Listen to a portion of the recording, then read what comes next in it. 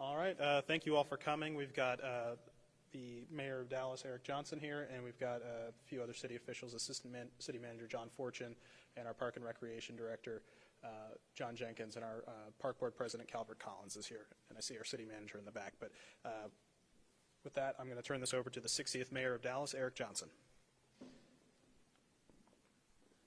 Well, good morning, everyone. I was just saying that, I think some of you look way too good to be sheltering at home. Are some of you guys sneaking off to the hairdresser or the barber or to the tailor or something? You guys look pretty good out there. So I just wanted to say, first of all, thank you for being here. As you know, as many of you know, we've decided to close our parks this weekend to help stop the spread of COVID-19. And so I wanted to talk a little bit today about that decision and to answer any questions that you all might have. Our park system has traditionally seen a significant spike in usage during the Easter weekend that's coming up. Families go out to our parks to barbecue, people have picnics, groups gather for Easter egg hunts, and basically just to enjoy the nice weather that's typical for this time of year. It's a party, basically, out there in our parks, and I think that our Park and Recreation Director, John Jenkins, has seen that as well. We have great parks in the city, and I would have loved for our community to be able to celebrate Easter in our wonderful parks, just like we do any other year, and I regret very much that we've had to make this decision. We know that Easter weekend this year will be unlike others that we've had. We've been pushing the message of physical distancing. We've been encouraging people to wear masks when they're outside. We've been telling people to stay at home. We gave some thought to leaving the parks open and trusting that people would be able to, on their own, keep their distance. But, and this is no surprise to anyone, everyone knows, these are extraordinary times. And keeping these parks open and needing to enforce our distancing and gathering rules could have put our park staff, our public safety personnel, and the public in harm's way. We're trying to do all that we can to protect our first responders, who we need to be able to do their jobs during this pandemic that we're facing. We'd already seen an increase, in fact, in the use of our parks now that the weather's gotten better and that gyms are closed and that our stay-at-home orders are in effect and people are trying to find a place to go to get some exercise and some fresh air. And we figured that we'd see considerably more people in our parks this weekend. And we simply cannot take what we believe to be an unnecessary risk of further crowding in our parks right now. We cannot afford to jeopardize the gains that the data suggests that we are making right now in our fight against COVID-19 with the stay-at-home orders that we have in place. I realize that more difficult news for a city that's experienced a lot of difficult news lately is something that I don't want to put on our city, but I thought about my own childhood growing up in a 2-bedroom apartment without a backyard and how it would feel for my family to have been stuck inside without a park or any place to go for Easter. And I feel for the parents and all the people out there who want some semblance of normalcy to return to our city as quickly as possible amid all this turmoil and all this uncertainty. And I can assure you that I'm as eager as anyone to move forward. I've been working from home as much as I can during this pandemic with my kids running around, making it very difficult to do much work. And I know that the emergency measures that we've taken have put a strain on all of our families in this city. I also know that it takes a mental toll every time we see the number of confirmed cases rising in our city, or we have to celebrate a birthday or an anniversary, or even mourn the death of a loved one through a video screen rather than in person, and sharing those times with our loved ones. But all, and I do mean all, of the measures that we've taken are temporary. And the parks are going to reopen on Monday to allow people to once again enjoy their time outside. We're going to get through this, and I assure you all that I'm working to prepare our city for life after coronavirus. I've been absolutely thrilled to see how all of us in this city are working together and helping each other through this very difficult time. Just because we're asking you to be alone doesn't mean that you are alone. And I'll keep saying this: we're all in this together. It's important that we don't lose sight of what's important right now, and that's our health and our safety. So this weekend, I'm asking you, please celebrate at home and stay safe, and show yourself and your family some grace this Easter. We're making progress against COVID-19, and you're doing right by your city by staying home. Thank you very much. And with that, I'm going to turn it over to John Jenkins, who is our Park and Recreation Director, to talk about the details of this plan. Thank you so much. John?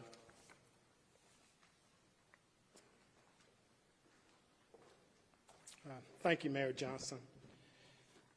As it relates to this weekend, as Mayor Johnson mentioned earlier, we will be closing all 397 parks beginning this Friday, starting at 9 o'clock p.m., and they will be closed through Easter weekend, and we'll reopen on Monday, 7 o'clock a.m. Also, this includes all our golf courses. They will be closed as well. Digital messaging boards have been placed at several parks, and those digital messaging boards will let the public know in advance that we intend to close our parks this weekend. Park staff will start installing barricades this Friday once the parks are closed at 9 o'clock p.m. They will install barricades. They will make sure that we have additional messaging boards throughout the park system, letting our park patrons know that all the parks are closed for Easter. Also, our park rangers, park staff, along with code enforcement, Dallas Police Department, parking enforcement, and the Dallas Marshal Office will be patrolling the parks for enforcement to make sure everyone's in compliance. Our trails will remain open, but social distancing will be enforced. As I mentioned earlier, parks will reopen at 7 o'clock a.m. Monday, April the 13th. Mayor. All right, I know we've got only a few of you here, but take any questions that you have. Yes, for the mayor. Yes, go ahead, and I'll repeat the question. For the mayor, why is it you're only closing it for one day and you open it on Monday? We understand it, but what made the decision happen like that? The question is why only, I'll correct you a little bit there. It's both Saturday and Sunday. Okay. But you're asking why just this weekend specifically? Or, okay, we'll have the mayor, and then I think John might be able to better answer your question. But So I don't really ever make any of these decisions in isolation without talking to the folks who have the information. And so in this case, I had conversations with the Park and Rec Department, and based on what they told me, which is that historically we see a very, very significant uptick at our parks on Easter weekend, that's when I decided that this was a good idea. And basically, Mr. Jenkins can give you, if you want more specifics about, how significant those upticks are. But it's no question that we would be putting our first responders and the public at greater risk if we were to have what we normally see in terms of an increase happening in our parks right now while we're trying to practice physical distancing. Trying to enforce that this weekend, it's just an unnecessary situation to put everyone in.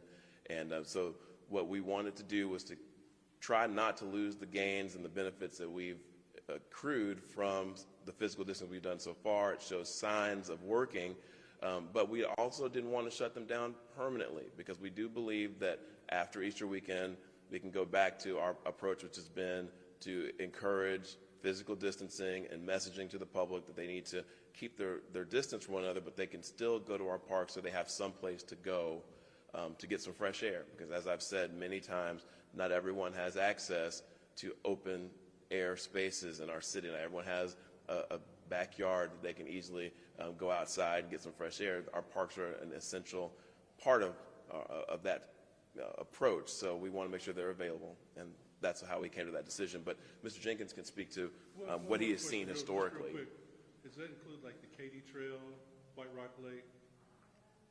Sorry, what was that? Does that include Katy Trail? No, the trail, White Rock Lake? the trails are not closing. It's the actual parks, but I'll let Mr. Jenkins tell you a little more about what he's seen historically. Yes, I've been with the Park Department for 25 years, and since the stay-at-home order, we have seen a huge uptick as relates to the number of individuals utilizing our park system. And for the last 25 years, Easter has always been our busiest time for parks usage. And so on Easter, it's not like our typical park days where folks are just out there. They may be in,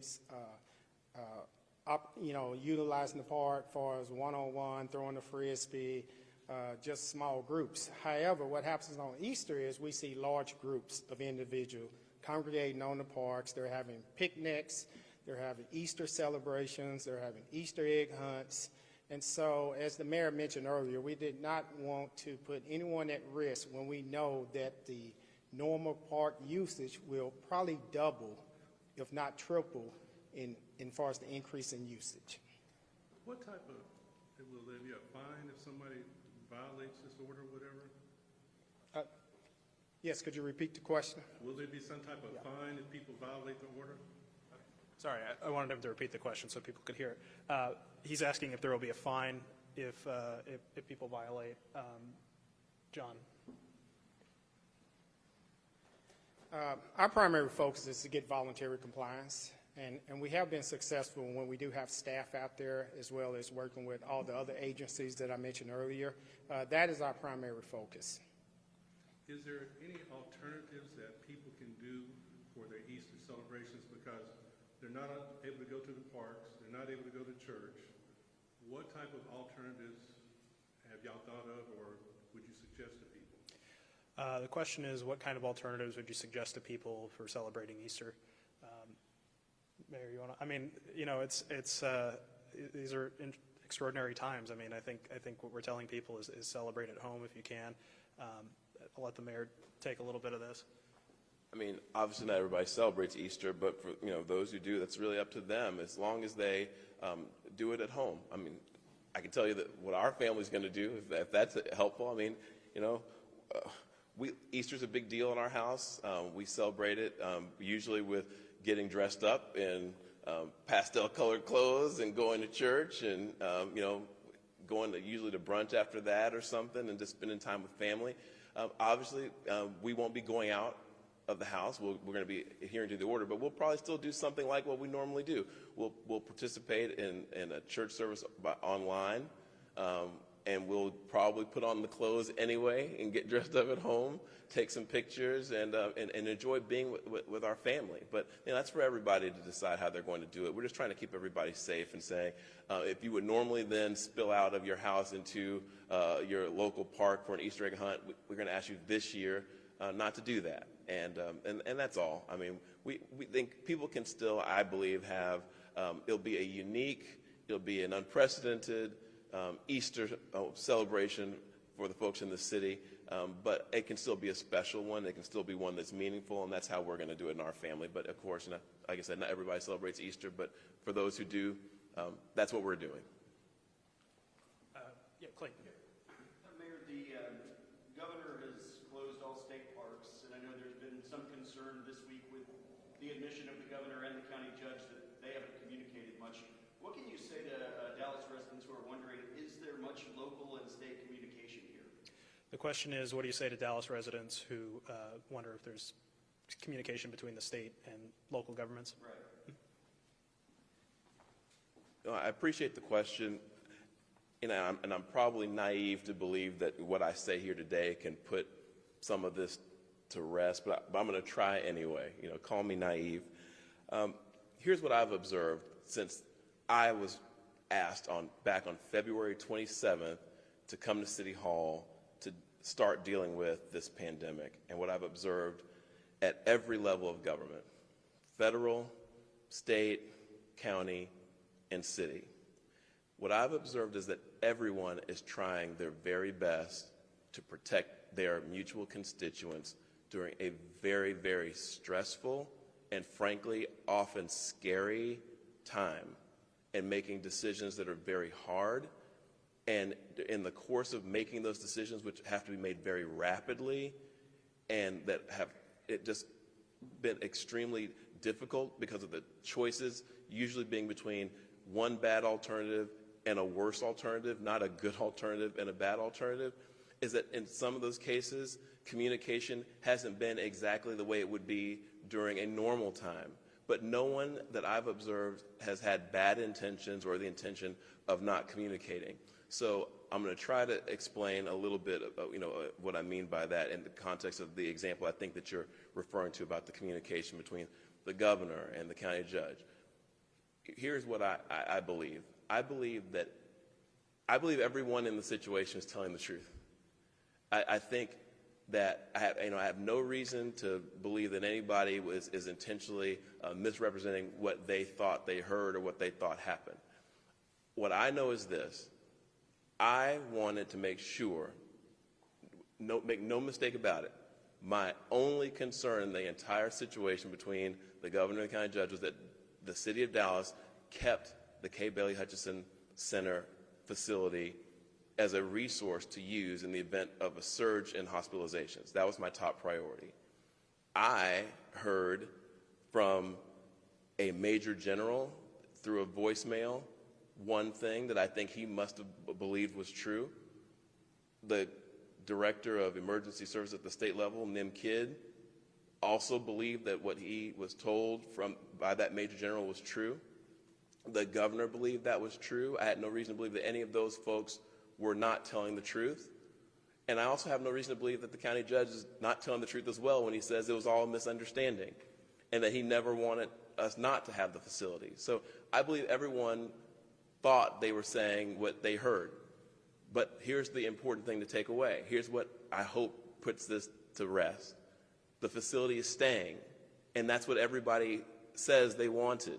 And I have no reason to believe that anybody's not telling the truth about that. And so I'm glad it's staying, and I think we should move on and understand that everyone is trying their best to communicate. I know the county judge and I have a weekly call together. We have daily calls with the county. Everyone is communicating a lot, but sometimes things can be lost in communication. It doesn't mean that we're not communicating, but sometimes people miscommunicate. And so hopefully that happens as little as possible. And right now I think our response has been pretty good. I think I'm going to go ahead and give credit to the city and the county and the state and the federal government here locally in terms of how we have dealt with the pandemic in Dallas. I'm happy with the response that we've had. So that hopefully that's a very full answer to your question, and hopefully that can put this to bed. But are you communicating with the governor on other issues too? Absolutely. I communicate with the governor's office very frequently. We talk about a lot of things. We talk about the fact that we've been denied disaster relief for our tornadoes. We talk about economic recovery. We talk and what that's going to look like. We've talked about, of course, the situation where we were both told in no uncertain terms, we were told that there was an issue with the local hospital staying in Dallas because apparently someone said that they thought we didn't want it. So we talk a lot, and we talk about a lot of different things. And so there's a healthy line of communication. It's an open and vibrant line of communication between myself and the governor's office, as well as our federal partners, our U.S. senators, our congressional delegation, as well as our state partners, and our county. So I'm pretty pleased with how well we communicate, to be frank with you.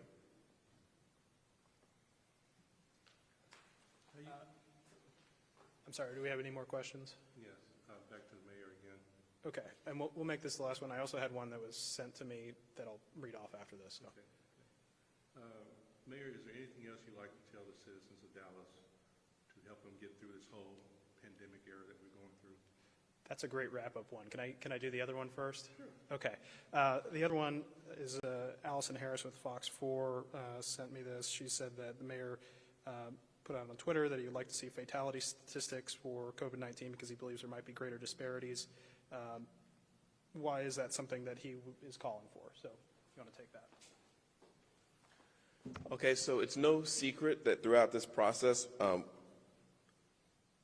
I've only issued up to this point 4 emergency orders. 4. Every one of those orders, basically, if you look at what we've done, we've only done, aside from making Dallas on par with the county in terms of what the county has ordered, so that all of Dallas is under the same, all of the city of Dallas is under the same rules no matter which county it sits in.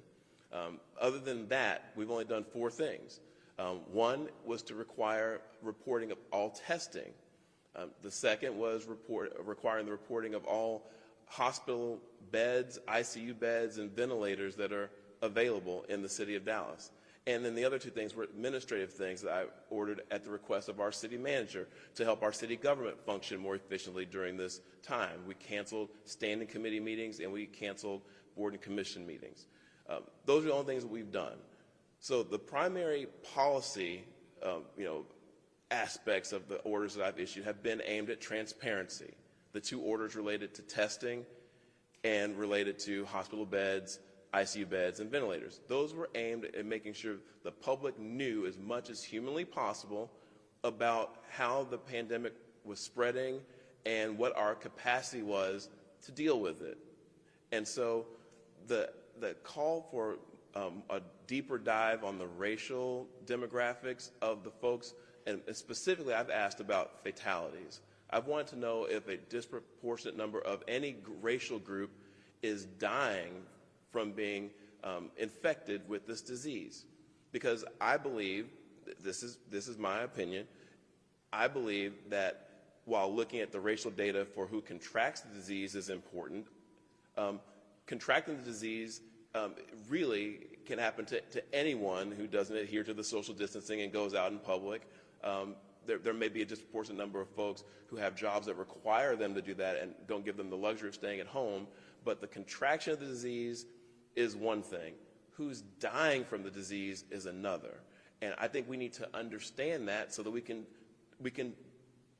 divert resources where they are needed to make sure that a disproportionate number of African Americans or Latinos or whomever the data shows us is dying from the disease. If we were able to look at the data and ascertain that there's literally a pattern that, wow, look at the number of Latinos who contracted and die as opposed to others who contracted and live, I would say we need to look at the Latinos in our community and figure out what we can do to save their lives. That's how I think. I think about data giving you information that you can then use to do something in a policy way to solve a problem. And so that's why I've asked for it. And I hope that we don't see large disparities, but we may. And if we do, I think we need to act on them. And that's something that I think our local health authority confirmed yesterday when they called into our council meeting that they are also attuned to, and that they'd be very committed to addressing that too if the data showed that. So. Last question was whether the mayor had anything else to say to the city of Dallas residents. Is that right? Yes. Okay. And also, is this the first time the parks have ever been closed? Is this the first? Yes, it is the first time the parks have been closed. My message to the city of Dallas is the same as it's been since we issued the first order to close bars and restaurants, limiting them only to takeout and delivery. And it's the same as it was when we decided to issue a stay-at-home order, and it remains the same today. And that is, I know this is painful. I know this is difficult. I know this is challenging. I know this is scary, but I promise you this will end, and we will, as a city, come back from this stronger than ever. It won't be overnight, but it will happen. And I am giving you my word as your mayor that I'm doing everything I humanly possibly can already to plan and prepare for that recovery. We are going to put people back to work. We're going to open these businesses back up again. We're going to bring our economy back, and we are going to be a stronger city for this in the end. But it will be painful, and we will go through a period where it is even scarier than it is now in terms of the health aspect of this and what's happening to people. But we will get through it together, and we will emerge on the other side of this. So we just need to stick together. We're all in it together. We need to stick together, even though we are physically apart right now, and we are going to emerge from this stronger. And that's a promise. All right. Thank you very much for coming. If there's any follow-up questions, please let me know.